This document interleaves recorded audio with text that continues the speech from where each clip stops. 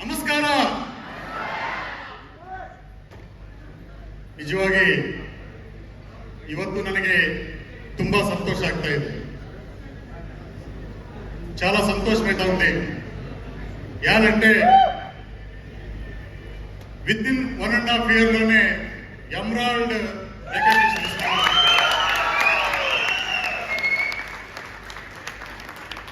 చాలా మందికి తెలుసు. ఈ రికగ్నిషన్ తీసుకోవాల్సింటే ఎంత జర్నీ కష్టం ఉంటుంది అని చెప్పనేసి, అవునా కదా? బట్ నా జర్నీ చెప్పుకునే అంత కష్టమేం కాదు. యాదంటే సేఫ్ షాప్ లో పర్ఫెక్ట్ గా సక్సెస్ పాత్ ని ఫాలో చేస్తే చాలు.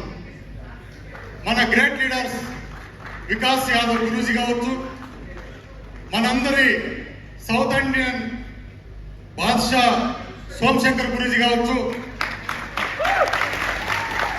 సతీష్ గురూజీ కావచ్చు, నరేంద్ర గురూజీ కావచ్చు, వీళ్ళందరూ కూడా సేఫ్ షాప్ లో మన కన్నులెదురుకునేట్లా సక్సెస్ లీడర్ అనమాట.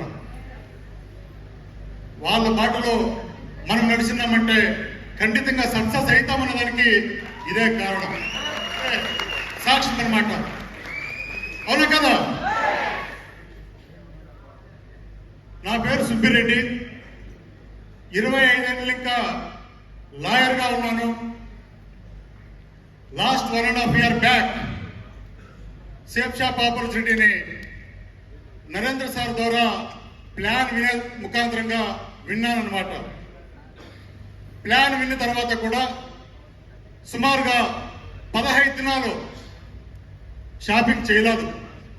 ఎందుకంటే నేను ప్రొఫెషనల్ గా ఆల్రౌండర్ లాయర్ అయ్యి నేను ఎలా అంటే అలా ಯಾವ కంపెనీలో కట్టాలా కంపెనీలో పోయాక అయ్యేది అనమాట.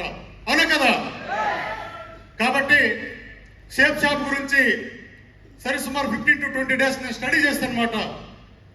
స్టడీ చేస్తే నాకు తెలిసిందంటే 21 years అప్పటికి, అంటే 1.5 year బ్యాక్ 21 years ಯಾವುದೇ ఇష్యూస్ లేకుండా, ಯಾವುದೇ ರೀತಿగా ఇల్లీగల్ ఫార్మాలిటీస్ లేకుండా పూర్తి లీగల్ గా నడుస్తూ ఉండే successful company safe shop company.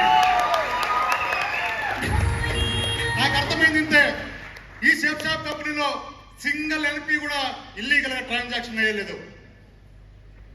21 years ఇంకా పూర్తిగా లీగల్ గా నడుచుకొని వచ్చింది.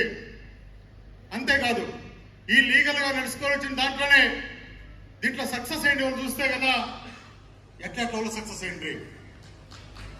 ఫుట్పాత్ లో తరకారీ అమ్ముకునే వాళ్ళు డైమండ్ అయినారు, ఒక స్టూడెంట్ డైమండ్ అయింది, ఇంట్లో పని చేసుకునే ఆడబిడ్లు డైమండ్ అయినారు, టైలరింగ్ చేసే ఆడబిడ్లు డైమండ్ అయినారు, పార్ట్ టైం చేసేటోళ్ళు డైమండ్ అయినారు, ఇంటింటికి సిలిండర్లు సప్లై చేసేటోళ్ళు డైమండ్ అయినారు. అంతేకాకుండా ఐపీఎస్ ఆఫీసర్లు, కేఎస్ ఆఫీసర్లు అంతా సేఫ్ షాప్ ఉన్నారని చెప్పి నాకు అర్థమయ్యే వాళ్ళంతా సక్సెస్ అయ్యేట విచారాన్ని నేను తెలుసుకుంటాను అనమాట. వాళ్ళంతా సక్సెస్ అయితే నేను ఎందుకు సక్సెస్ కాకూడదు అని చెప్పేసి డిసైడ్ చేస్తే, సేమ్ టైం ఇవాళ నేను లాయర్ ఉద్యోగం చేస్తా ఉన్నా కూడా నాకు 850 కేసెస్ ఉండే. నేను సేఫ్ షాప్లోకి ఎంట్రీ అయినప్పటికీ నా ఇన్కమ్ అప్పటికి 8 ఇంకా 10 లక్షలు ఇన్కమ్ ఉండే. అలా ఇన్కమ్ ఉన్నాడు ఈ సేఫ్ షాప్ నాకు రావాల్సిన అవసరం ఏముంది అని చెప్పి విరోధం జైల్లో.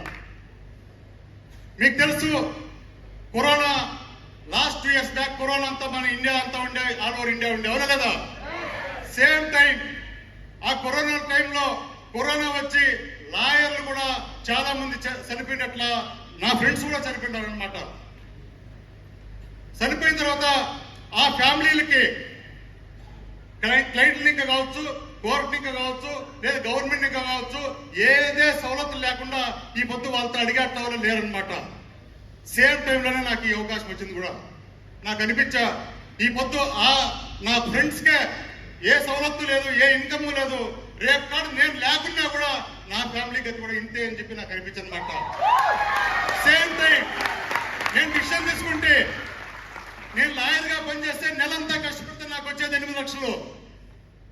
నాకు 8 లక్షలు నెలంతా కష్టపడితే 8 లక్షలు కాదు నాకు కావాల్సినది. దినానికి 1 లక్ష రూపాయలు సంపాదించాలా, వారానికి 7 ఇంకా 8 లక్షలు సంపాదించాలా, నెలకొచ్చి 31 లక్షలు సంపాదించాలని డిజైర్ ఉన్నట్ల మనిషి నేను. కాబట్టి మనస్ఫూర్తిగా షేప్ షాప్ లకి 4 ఐడీలు వేసుకొని నేను స్టార్ట్ చేస్తున్నమాట బిజినెస్ ని. నేను ఈ రోజు మీ ముందు చెప్తాను, ఏదైతే 4 ఐడీలతో దినానికి 1 లక్ష రూపాయలు సంపాదించాలని నేను అడిగిపెట్టానో విత్ ఇన్ 1.5 year లో నేను ఆ రిజల్ట్స్ చేసి చూపిస్తాను.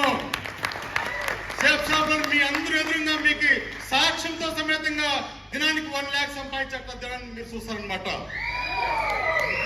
ఈ దావుణ్యాలు కూడా 1.5 year ఇంకా మాకు చూస్తూనే ఉన్నారు. అవును చూస్తూనే ఉన్నారు. బట్ నాది 8వ ర్యాంక్ ఉంది, ఎమరాల్డ్ అయిపోయింది. రీజన్ ఏమి? Very simple. షేప్ షాప్ లోకి ఎంట్రీ అయిన తక్షణమే వస్పేటలో దిశ అన్న ప్రోగ్రామ్ నడిచనమాట.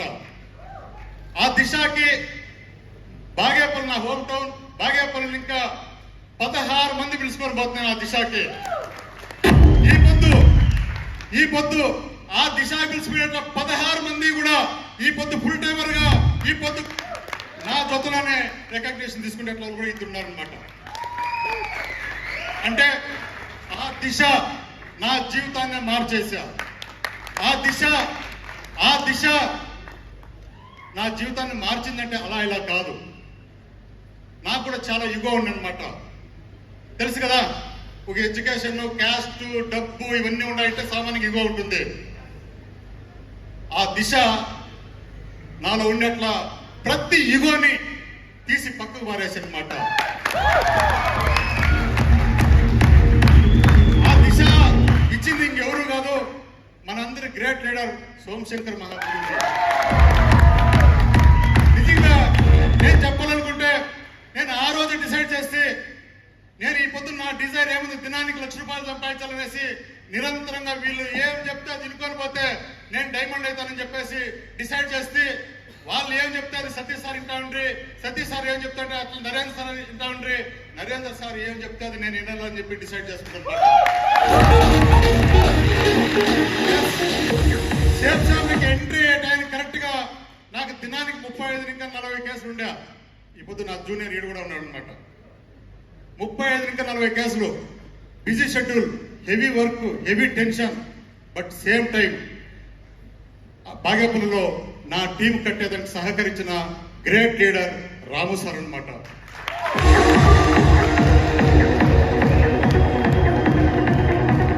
ఆ తర్వాత తిరుమల సార్ కూడా వచ్చారనమాట. నిజంగా వాళ్ళిద్దరూ అడుగడుగునా వాళ్ళు నిలబడి నా టీం కట్టే పనిచేసి అనమాట.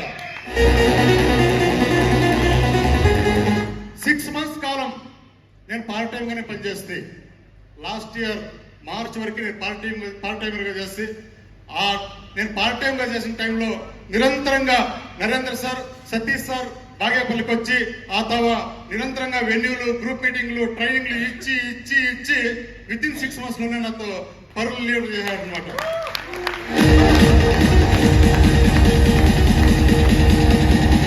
ఈ పొద్దు ఆల్ ఓవర్ ఇండియాలోనే సుబ్బిరెడ్డి టీమే బెస్ట్ పర్ఫార్మ్ అవార్డు కూడా తీసుకునే జరుగుతుంది. ఈ పొద్దు బెస్ట్ పర్ఫార్మ్ అవార్డు తీసుకున్నామంటే రీజన్ ఏమంటే నా ఎంటైర్ టీంలో నరేంద్ర సార్ సిస్టమ్ ని ఇన్వాల్వ్మెంట్ చేయించినాడు అనమాట, సిస్టమ్ గా నడిపించినాడు అనమాట. కాబట్టే బెస్ట్ పర్ఫార్మ్ అవార్డు తీసుకోవాలన్నమాట. Not only best perform award, నేను వచ్చిన ప్రతి కాంటెస్ట్ లోన హైయెస్ట్ కాంటెస్ట్ అచీవ్మెంట్ చేయించాను అనమాట మా టీంలో. ఫస్ట్ కాంటెస్ట్ లో 6 మంది అచీవ్మెంట్ అయిండ్రి, సెకండ్ కాంటెస్ట్ లో 14 మంది అయిండ్రి, థర్డ్ కాంటెస్ట్ లో 16 మంది అయిండ్రి, నెక్స్ట్ కాంటెస్ట్ 24 మంది కాంటెస్ట్ అచీవ్మెంట్ అయింది. ఇప్పుడు మళ్ళా కాంటెస్ట్ రన్నింగ్ అవుతుంది, అవును కదా. ఈ కాంటెస్ట్ లో ఫస్ట్ టైం నా టీం ఇంకానే 3 అచీవ్మెంట్ అయినారు అనమాట.